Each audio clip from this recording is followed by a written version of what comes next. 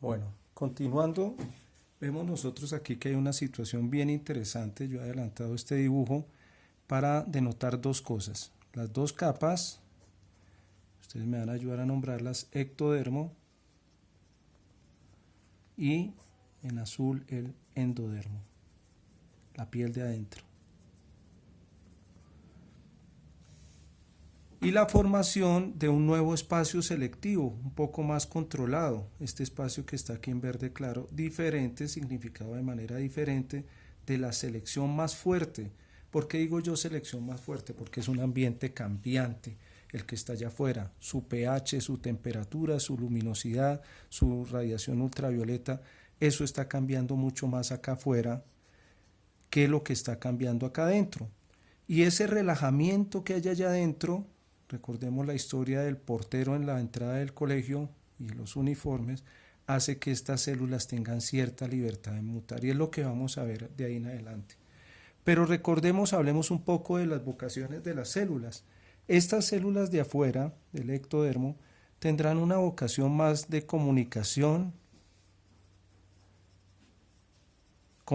de qué está pasando en ese medio cambiante, y de protección.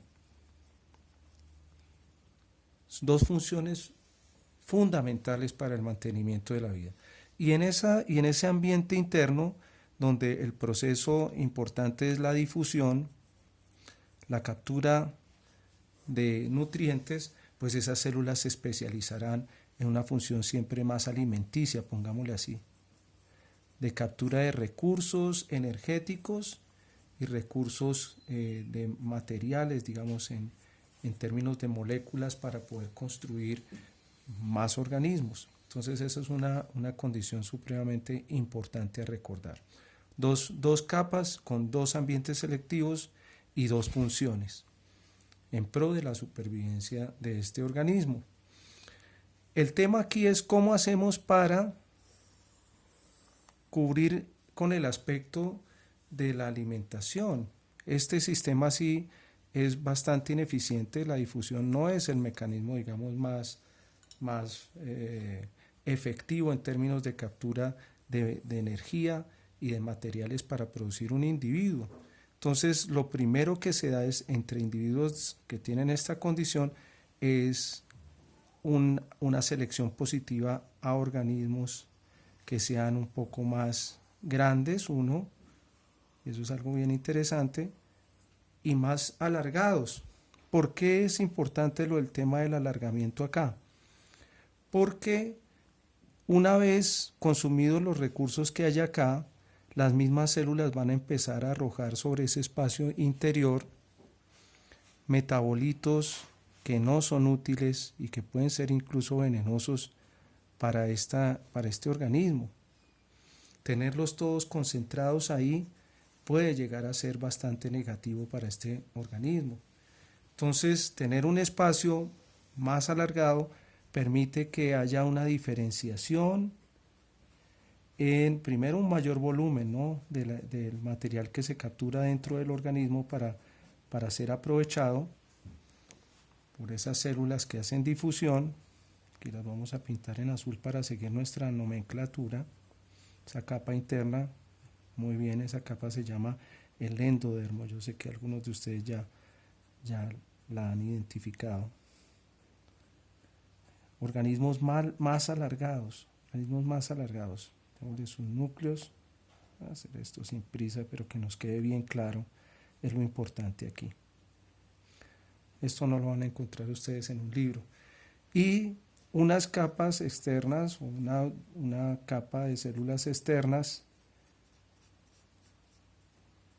que conforman, sí señores, el ectodermo. Lo hemos pintado en qué color, en rojo, entonces vamos a seguir nuestra nomenclatura de rojo para que nos quede igual. Vamos a hacerle el rastreo, qué es lo que está pasando evolutivamente aquí. Miren ustedes, tan interesante lo que va a ocurrir. Sus núcleos. Y diferenciémosla bien para que sepamos qué es lo que va a ocurrir. La roja, ectodermo, y la interna, el endodermo en azul. En azul. Entonces más alargado. ¿Qué ocurre ahí? Que empieza a haber una diferenciación en el modo en cómo estas células están consumiendo el material que está ahí adentro. O sea, el material se consume de manera diferente y eso hace que estas células puedan aprovechar mejor el material que está allá adentro en ese proceso de difusión. Entonces se favorecieron organismos que eran ya no tan esféricos sino más alargados. Y esto es supremamente importante porque esto marca el origen de una nueva manera de estructurarse. Esta estructuración por donde usted la corte le genera más o menos el mismo individuo. Esto ya no, aquí hay un plano y otro plano. Estos organismos ya tienen un lado y otro lado, una adelante y una atrás, y esa es una característica que se mantiene hasta hoy y marca a los organismos bilaterados. El articulito que yo les mandé a buscar habla del origen de los bilaterados, el más antiguo que se conoce del Cámbrico, el Icaria, Wariotia.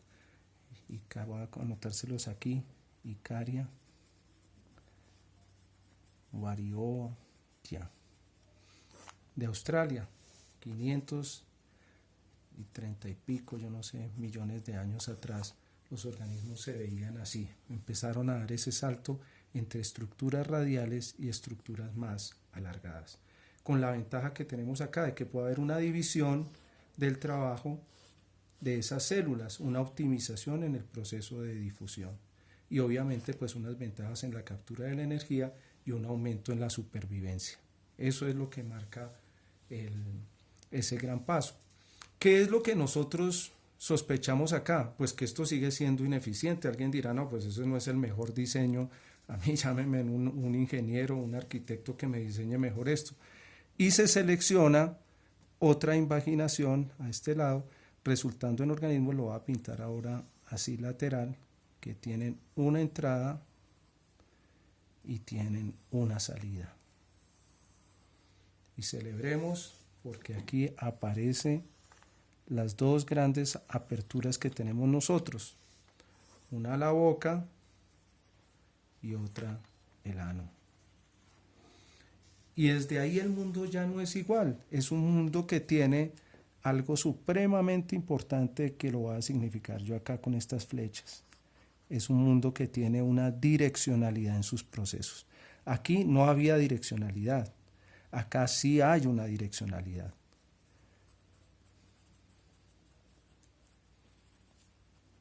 Y esa direccionalidad va a ser una fuerza selectiva. Entonces vamos a seguir teniendo nuestro ectodermo, vamos a pintar en rojo, nuestro ectodermo, recuerden que aquí yo acosté al individuo, y nuestro endodermo, nuestra piel de adentro especializada en la captura de alimento.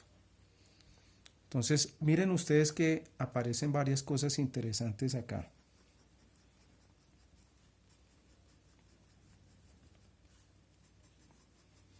Aparecen varias cosas interesantes acá. Un ano y una boca. Hay una diferencia, como ya mencionamos nosotros, entre los vertebrados y los invertebrados. Si recuerdan ustedes, los invertebrados tenían una división que no era como nosotros la planteamos aquí en nuestro comienzo, que era una división, como vemos acá, una división radial. Los invertebrados tenían un tipo de división que era diferente, era unas células más grandes, otras más chiquitas, unas células más grandes, otras más chiquitas, y eso terminaba formando como una espiral. Esa era la condición de los invertebrados. Entonces es un mecanismo de división o de clivaje, decíamos nosotros, que es espiral. Ese es el de los invertebrados. Y el de nosotros es radial, el de los vertebrados, en un solo plano, generando una estructura que es simétrica. La otra gran diferencia que hay entre invertebrados y vertebrados es qué va a formar en el individuo adulto, en la ontogenia, la boca o el ano. En nosotros se forma primero la Se forma primero el ano y luego se forma la boca. Entonces, en estos organismos donde se forma primero la boca, aparece primero proto, la boca, protoestomados. El estoma es la boca. Son los invertebrados. Y nosotros, donde la boca aparece después, somos los después deuterostomados. O sea, lo que primero que apareció aquí fue el ano y después aparece la boca. En los invertebrados primero aparece la boca y luego el ano en la ontogenia de los individuos. Entonces nosotros somos organismos deuterostomados, de división división radial. Y los invertebrados son organismos protostomados, de división de división espiral, o clivaje espiral. Es importante, o sea, todo esto que les estoy contando yo es muy clave. Entonces, hasta ahí vamos a dejar este pedazo del video. Busquen el Icaria huaoriotia. Traten de buscar ese artículo recién salido, lo último en Guarachas, que nos explica el paso de la simetría radial a la simetría bilateral. El mecanismo de fondo es una optimización en el proceso de absorción y una direccionalidad, porque ya entonces aquí empezamos a ver que lo que entra, aquí se procesa de un modo, se procesa de otro modo, se procesa de otro modo y sale.